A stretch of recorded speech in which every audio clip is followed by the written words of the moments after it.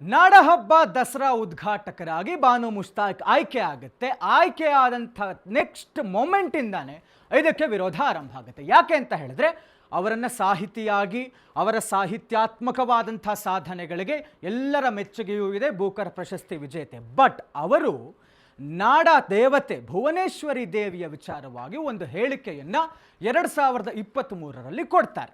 ತಾವು ನಾಡಧ್ವಜ ಅಂತ ಮಾಡಿಬಿಟ್ಟಿದ್ದೀರಾ, ಭುವನೇಶ್ವರಿ ಅನ್ನುವಂಥ ಪಟ್ಟ ಕಟ್ಬಿಟ್ಟಿದ್ದೀರಾ, ಹರಿಶಿನ ಕುಂಕುಮ ಇಟ್ಟುಬಿಟ್ಟಿದ್ದೀರಾ, ಹೀಗಾಗಿ ನಾನು ಹೇಗೆ ಅದರಲ್ಲಿ ಸೇರಿಕೊಳ್ಳಲಿ ಅನ್ನುವಂಥ ಒಂದು ಹೇಳಿಕೆಯನ್ನು ಸಾರ್ವಜನಿಕ ಸಭೆಯಲ್ಲಿ 2023ರಲ್ಲಿ ಬಾನು ಮುಸ್ತಾಕ್ ಕೊಟ್ಟಿದ್ದಾರೆ. ಅವ್ರು ಏನು ಹೇಳಿದ್ದಾರೆ ನೋಡ್ಕೊಂಬರೋಣ ಬನ್ನಿ.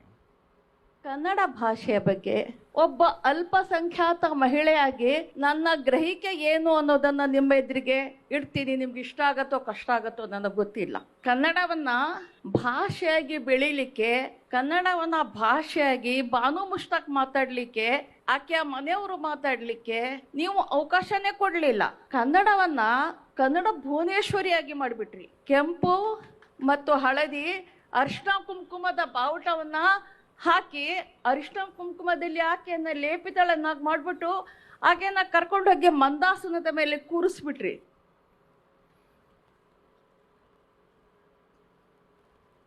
ತಾವು ನೋಡಿದ್ದು ಬಾನು ಮುಸ್ತಾಕ್ ಅವರ ಮಾತುಗಳನ್ನು. ಯಾವಾಗ ವಿರೋಧ ಶುರುವಾಯಿತು, ತಮ್ಮ ಆಯ್ಕೆಯನ್ನು ಸಮರ್ಥಿಸಿಕೊಳ್ಳುವಂಥ ನಿಟ್ಟಿನಲ್ಲಿ ಆಡಳಿತ ಪಕ್ಷದ ನಾಯಕರು ಅಂದರೆ ಮುಖ್ಯಮಂತ್ರಿಗಳ ಆದಿಯಾಗಿ ರಾಜ್ಯ ಕಾಂಗ್ರೆಸ್ನ ನಾಯಕರು ಏನೇನು ಮಾತಾಡಿದ್ದಾರೆ ನೋಡ್ಕೊಂಬನ್ನಿ. She is a writer in Kannada. She is a writer in Kannada. ಕನ್ನಡದ ಬಗ್ಗೆ ಅಭಿಮಾನ ಇಲ್ಲದವ್ರು ಕನ್ನಡ ಬರೆಯೋಕ್ಕಾಗತ್ತಾ? ಆಸಕ್ತಿ ಇಲ್ಲದವ್ರು ಬರೆಯೋಕ್ಕಾಗತ್ತಾ? ಪ್ರೀತಿ ಇಲ್ಲದವ್ರು ಬರೆಯೋಕ್ಕಾಗತ್ತಾ? ಹೇಳಿ ನೀವೇ. ಅವ್ರು ಬರೆದಿರ್ತಕ್ಕಂಥ ಪುಸ್ತಕಕ್ಕೆ ಬ್ರೂಕರ್ ಪ್ರಶಸ್ತಿ ಬಂದಿದೆ. ಶಿ ಈಸ್ ಎ ಮುಸ್ಲಿಂ ಧರ್ಮದವರು ಲೇಡಿ.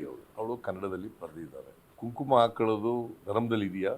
ಎಲ್ಲೂ ಕೂಡ ಹಿಂದೂ ಧರ್ಮದಲ್ಲಿ ಇಲ್ಲ, ರಾಜವಂಶಸ್ಥರಾಗ್ಲಿ ಮೊದಲಿಂದ ಕೂಡ ಇದು ಬರೀ ಹಿಂದೂಗಳು ಮಾತ್ರ ಈ ದೇವಸ್ಥಾನಕ್ಕೆ ಬರಬೇಕು ಅಂತ ಇದೆ. ಹಿಂದೂ ನಮ್ಮ ಚಾಮುಂಡೇಶ್ವರಿ ಎಲ್ಲಾ ಧರ್ಮದವ್ರಿಗೂ ಕೂಡ ಆಶೀರ್ವಾದ ಮಾಡಲಿಕ್ಕೆ ಇರುವಂತ ಒಂದು ದೇವಿ. ನಾವು ಏನಾದ್ರು ಬರೀ ಹಿಂದೂಗಳು ಮಾತ್ರ ಬರಬೇಕು, ಬೇರೆಯವ್ರು ಯಾರು ಬರಬಾರ್ದು ಅಂತ ಹೇಳ್ತಾ ಇದ್ದೀವಿ. ಈಗ ಬೇಕಾದಷ್ಟು ಜನ ಒಂದು ಸಮುದಾಯ ಬೌದ್ಧ ಧರ್ಮಕ್ಕೆ ಸೇರ್ಕೊಂಡಿದ್ದಾರೆ. ಅವ್ರು ಯಾರು ಬರೋದು ಬೇಡವಾ? ಕೆಲವು ಕ್ರಿಶ್ಚಿಯನ್ಸ್ ಸೇರ್ಕೊಂಡಿದ್ದಾರೆ, ಕೆಲವರು ಮುಸಲ್ಮಾನರಾಗಿದ್ದಾರೆ, ಎಲ್ಲರೂ ಬರ್ತಾರೆ. ಏನ್ ತಪ್ಪೇನಿದೆ? ಈಗ ಚಾಮುಂಡೇಶ್ವರಿ ಚಲೋ ಇದರಲ್ಲಿ ಯಾರು ನಿಮ್ಮ ಭಾನು ಅವರಿಗೆ ಮಾಡೋದ್ರಲ್ಲಿ ಹಿಂದೆ ನಿಸಾರ್ ಅಹಮದ್ ಅವರು ಇದ್ರು, ಅಬ್ದುಲ್ ಕಲಾಂ ಆಜಾದ್ ಅವರಿಗೂ ಇವರೇ ಕರೆಸಿದ್ರು, ಅವ್ರು ಬರ್ಲಿಕ್ಕೆ ಆಗಿಲ್ಲ. ಅವಾಗ ಅವ್ರು ಮುಸಲ್ಮಾನ್ ಅಂತ ಕರೆಸಿದ್ರ ನೀವು, ಅಥವಾ ಅವ್ರ ಸಾಮರ್ಥ್ಯವನ್ನು ನೋಡ್ಕೊ ಕರೆಸಿದ್ದ? ಅವರ ದೇಶಕ್ಕೆ ಇರ್ಬೋದು, ಸಮಾಜಕ್ಕೆ ಇರ್ಬೋದು, ರಾಜ್ಯಕ್ಕೆ ಇರ್ಬೋದು, ಏನು ಕೊಡುಗೆ ಕೊಟ್ಟಿದ್ದೀರಾ ಅಂತ ನೋಡ್ಬಿಟ್ಟು ಕರೆಸಿದ್ದ? ಸುಮ್ಮನೆ ಇವೆಲ್ಲ ನೋಡಿ ಅವರ ರಾಜಕೀಯ ಅಸ್ತಿತ್ವ ಉಳಿಸ್ಕೊಳ್ಳಿಕ್ಕೆ, ಅವರ ಒಂದು ಏನು ಈ RSS ಬಣಗಳಿಗೆ ಖುಷಿ ಮಾಡೋದಕ್ಕೆ ಇವ್ರು ಮಾಡ್ತಾ ಇರೋಂಥ ಕೆಲಸ ಇದೆ ಅಷ್ಟೇ. ಅದೇ ಬಾನು ಮುಸ್ತಾಕ್ನವ್ರನ್ನ ಕರಿಬಾರ್ದಂತ ಸಂವಿಧಾನದಾಗ ಏನಿಲ್ಲ ಅಲ್ರಿ. Once government has taken A decision everybody should abide by it. ಅದಕ್ಕೆ ಕೇಳ್ತೀವಲ್ಲ, ಇವ್ರು ರಾಮ ಮಂದಿರ ಓಪನ್ ಮಾಡಿದ್ರಲ್ಲ, ಪೂಜೆ ಮಾಡಿದವ್ರು ಯಾರು? ನನಗೆ ಗುರ್ತಿಲ್ಲ. ನೀವೇ ಟಿವಿಯಾಗ ನೋಡಿದ್ರೆ, ಲೈವ್ ನೋಡಿದ್ರೆ ಯಾರು? ಅಲ್ಲೆಲ್ಲ ಪ್ರೋಟೋಕಾಲ್ ಉಲ್ಲಂಘನೆ ಆಗಿಲ್ಲ. ತಮ್ಮ ಆಯ್ಕೆಯನ್ನ ಸಮರ್ಥಿಸಿಕೊಳ್ತಾ ಇರುವಂಥ ಕಾಂಗ್ರೆಸ್ ನಾಯಕರ ಮಾತುಗಳನ್ನು ತಾವು ನೋಡಿದ್ರಿ. ಆದರೆ ಇದನ್ನ ಪ್ರಬಲವಾಗಿ ವಿರೋಧಿಸ್ತಾ ಇರುವಂತಹ ಪ್ರತಿಪಕ್ಷವಾದಂತಹ ಬಿಜೆಪಿ ನಾಯಕರು ಏನೇನು ಹೇಳಿದ್ದಾರೆ ನೋಡ್ಕೊಂಬನ್ನಿ. ಈಗ ಬಾನು ಮುಸ್ತಾಕ್ ಅವರ ವಿಚಾರದಲ್ಲೂ ಕೂಡ ಯಾವ ಮುಸಲ್ಮಾನರು ಬಂದು ಬಾನು ಮುಸ್ತಾಕ್ ಅವರನ್ನ ದಸರಾ ಆಚರಣೆಗೆ, ಅದರ ಉದ್ಘಾಟನೆಗೆ ನೀವು ಕರೀರಿ ಅಂತ ಯಾರೂ ಕೇಳ್ಕೊಂಡಿರಲಿಲ್ಲ. ಬಾನು ಮುಸ್ತಾಕ್ ಅವರು ಕೂಡ ಅಪ್ಲಿಕೇಶನ್ ಹಾಕಿರಲಿಲ್ಲ. ನಾನು ಬಾನು ಮುಸ್ತಾಕ್ ಅವರಿಗೆ ನೇರವಾಗಿ ಕೇಳಲಿಕ್ಕೆ ಬಯಸ್ತೀನಿ, ಮೇಡಮ್, ನೀವು 2023ರ ಜನ ಸಾಹಿತ್ಯ ಸಮ್ಮೇಳನದಲ್ಲಿ ನೀವು ಏನಂತ ಮಾತಾಡಿದಿರಿ ಮೇಡಮ್? ಕನ್ನಡ ಭಾಷೆಯನ್ನು ನಾವು ಮುಸಲ್ಮಾನರು ಕಲೀಲಿಕ್ಕೆ ಏನು ತೊಡಕಾಗಿದೆ ಅಂತ ನೀವು ಹೇಳಿದಿರಿ ಮೇಡಮ್. ಈಗ ಹೇಳ್ತಾ ಇದ್ದೀರಿ ತಾಯಿ ಚಾಮುಂಡೇಶ್ವರಿನೇ ನನ್ನನ್ನು ಕರೆಸ್ಕೊಳ್ತಾ ಇದ್ದಾಳೆ ಅಂತ. ನಾನು ಸ್ಪಷ್ಟವಾಗಿ ಮತ್ತೊಮ್ಮೆ ಕೇಳ್ತೀನಿ, ಕನ್ನಡವನ್ನು ಭುವನೇಶ್ವರಿಯಾಗಿ ಒಪ್ಪದ ನೀವು ತಾಯಿ ಚಾಮುಂಡೇಶ್ವರಿಯನ್ನು ನಾಡದೇವತೆಯಾಗಿ ಒಪ್ಪಿ ಮಂಗಳಾರತಿ ತಗೊಳ್ತೀರಾ?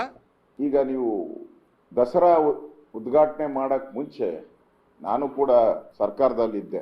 ಫಸ್ಟು ಗೋವುಗಳ ಪೂಜೆ ಆಗುತ್ತೆ, ಫಸ್ಟು ನಂದಿ ಜ್ಯೋತದ ಪೂಜೆ ಆಗುತ್ತೆ. ನಂದಿ ಅಂದರೆ ಗೋವು ಪೂಜೆ ಆಗುತ್ತೆ.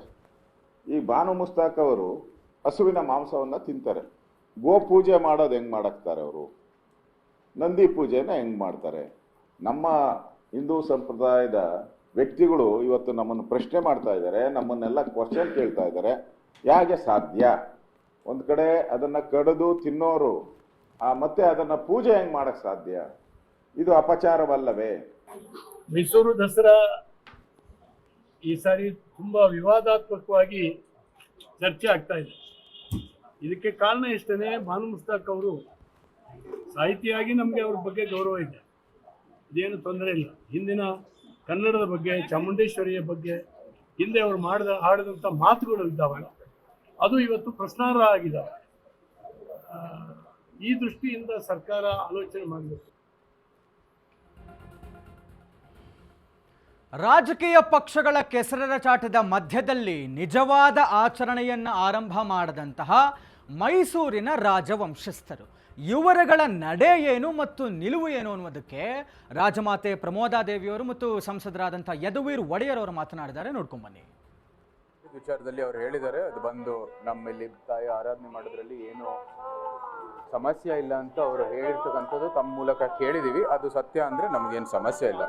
ಈಗ ಅವರು ಆಯ್ಕೆ ಆಗಿರೋ ನಂತರ ಅವರು ಸಮರ್ಥಿಸಿಕೊಳ್ಬೇಕಾಗಿರ್ತಕ್ಕಂಥದ್ದು, ಇದು ಒಂದು ಧಾರ್ಮಿಕ ಸ್ಥಳ, ತಾಯಿಯ ಒಂದು ಆರಾಧನೆ ಮಾಡೋ ದೃಷ್ಟಿಯಲ್ಲಿ ನೀವು ಬರಬೇಕಾಗಿದೆ. ಧಾರ್ಮಿಕ ಒಂದು ಸಾಂಸ್ಕೃತಿಕ ಆಚರಣೆ ಆಗಿರೋ ಹಿನ್ನೆಲೆಯಲ್ಲಿ ಅದನ್ನ ಸಮರ್ಥಿಸಿಕೊಂಡು ಬಂದರೆ ನಮ್ಮೆಲ್ಲರಿಗೂ ಏನು ಸ್ವಾಗತ ಮಾಡಲ್ಲ. ಅದು ಸರ್ಕಾರದ ಕಾರ್ಯಕ್ರಮ. ಅವರು ಕರೆಯೋರಿಷ್ಟ, ಕರೆಸ್ಕೊಂಡಿರೋರು ಬರ್ತೀನಿ ಬರಲ್ಲ ಅಂತ ಹೇಳೋದು ಅವ್ರಿಷ್ಟ. ನನಗೂ ನಾನು ಅದಕ್ಕೇನು ಒಪಿನಿಯನ್ ಇಲ್ಲ. ಸರ್ಕಾರ ರಚನೆ ನಮ್ಮ ಪರಂಪರೆ ಭಾಗ ಖಂಡಿತ ಇಲ್ಲ. ನಮ್ದು ಯಾವ ಇನ್ವಾಲ್ವ್ಮೆಂಟು ಇಲ್ಲ, ಇಂಟರ್ಫಿಯರೆನ್ಸು ಇಲ್ಲ. ಅವ್ರು ನಮ್ಮನ್ನ ಇಲ್ಲಿ ತನಕ ನಮ್ದು ಯಾವ ರೀತಿಲೂ ಇದಕ್ಕೆ ನಾವು ಇಂಟರ್ಫಿಯರೇ ಮಾಡಲ್ಲ. ನಮ್ಮ ಪ್ರೈವೇಟ್ ಇದು, ನಾವು ನಮ್ಮದೇನಿದೆ ನಮ್ಮ ಹಿಂದಿನ ನಡ್ಕೊಂಬಂದಿರೋ ಸಂಪ್ರದಾಯ ಇದರ ಪ್ರಕಾರ ನಾವೇನು ನಡ್ಸ್ಕೊಂಡು ಹೋಗ್ತೀವಿ. ಸರ್ಕಾರ ಏನು ಮಾಡ್ತಾರೆ ಅದು ಅವ್ರಿಗೆ ಬಿಟ್ಟಿದೆ. ಯಾಕೆ ಒಂದೊಂದು ಸತಿನೂ 5 ವರ್ಷಕ್ಕೊಂದ್ಸತಿ ಸರ್ಕಾರ ಬದಲಾದಾಗ ಅವ್ರವ್ರಿಗೆ ಯಾವ ಥರ ಬೇಕೋ ಮಾಡ್ಕೊಂಡು ಹೋಗ್ತಾರೆ.